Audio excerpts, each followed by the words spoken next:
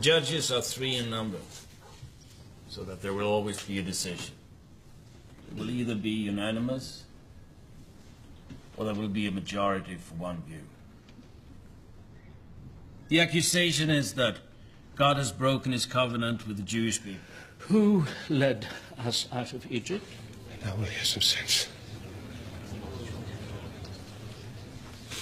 God led us out of Egypt. Another question.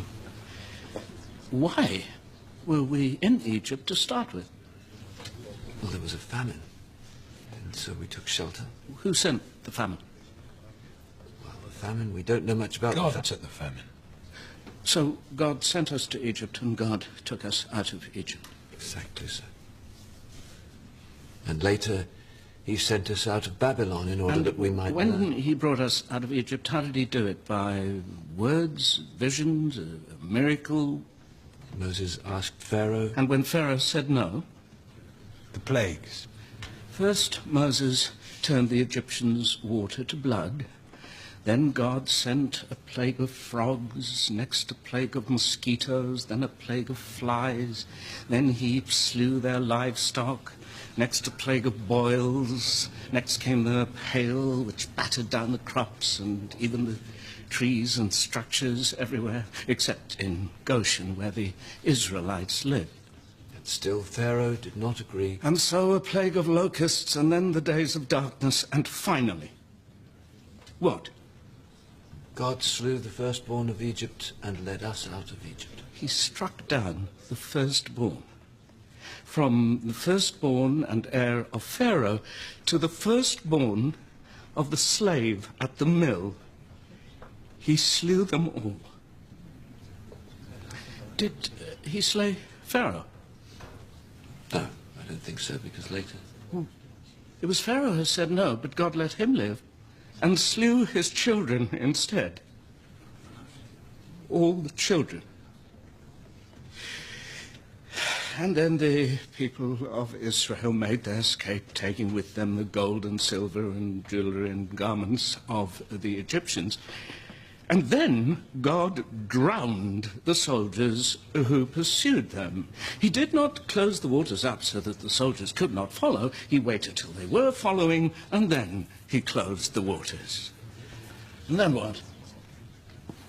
Then the desert, ultimately the promised land. Now, the promised land it's empty, a new place, uncultivated. No, there were... As is written. When the Lord thy God shall bring you into the land, you shall cast out many nations before you. Nations much greater and mightier than you are.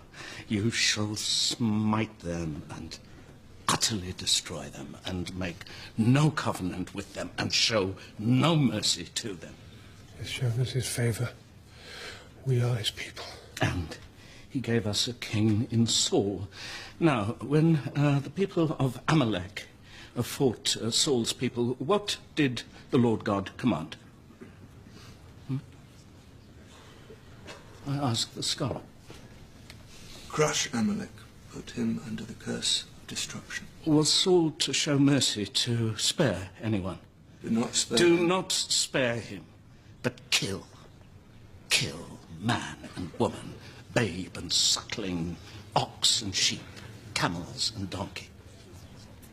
So Saul set out to do this, and on the way he met the Kenites. Now these were not Amalek's people. He had no quarrel with them. He urged them to flee. And the Lord our God, was he pleased by the mercy of Saul, by the justice of Saul? No, he wasn't. And when Saul decided not to slaughter all the livestock, but to take it to feed his people, was God pleased by his prudence, his charity? No. No, he was not. He said, you have rejected the word of Adonai, therefore he has rejected you as king.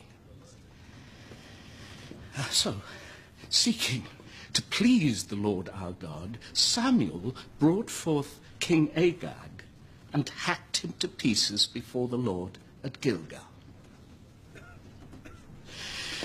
After Saul there came David, who took Bathsheba, the wife of Uriah the Hittite, to himself by arranging to have Uriah killed, against the wishes of God. Did God strike David for this? In a manner of speaking. Did he strike Bathsheba? In the sense that when they had... Adonai said, since you have sinned me, the child will die. You asked earlier who punishes a child. God does. Now, did the child die suddenly, mercifully, without pain?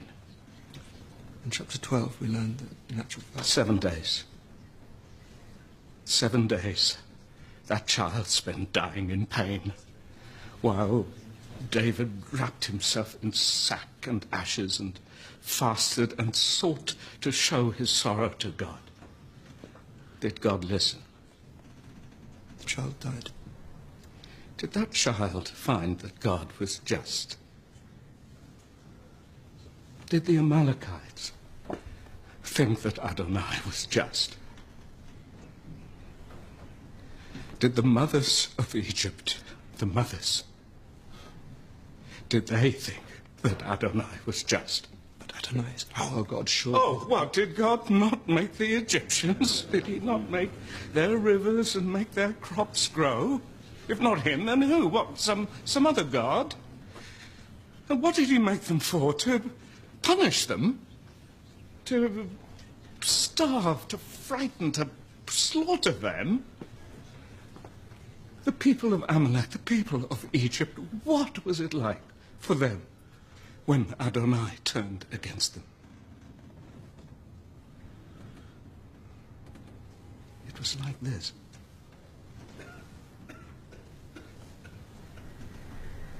Today there was a selection, yes? When David defeated the Moabites, what did he do?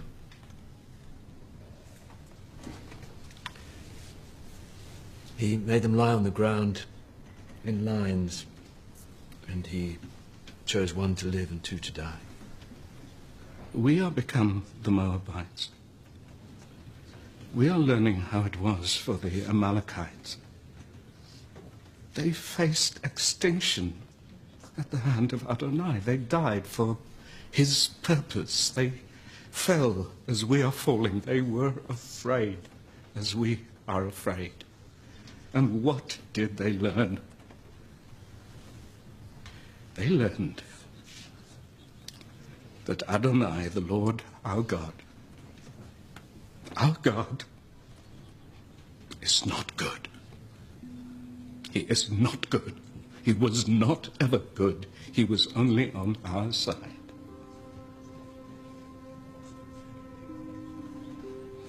God is not good. Oh, at the beginning, when he repented that he had made human beings and flooded the earth. Why? What had they done to deserve annihilation? What could they have done to deserve such wholesale slaughter? What could they have done that was so bad? God is not good. When he asked Abraham to sacrifice his son, Abraham should have said no. We should have taught our God the justice that was in our hearts. We should have stood up to him. He is not good. He has simply been strong. He's simply been on our side. When we were brought here, we were brought by train. A guard slapped my face. On their belts, they had written, Gott mit uns. God is with us. Now, who is to say that he is not? Perhaps he is. Is there any other explanation? What do we see here? His power, his majesty, his might, all these things, but turned against us. He is still God, but not our God. He has become our enemy. That's what's happened to the covenant. He has made a new covenant with someone else.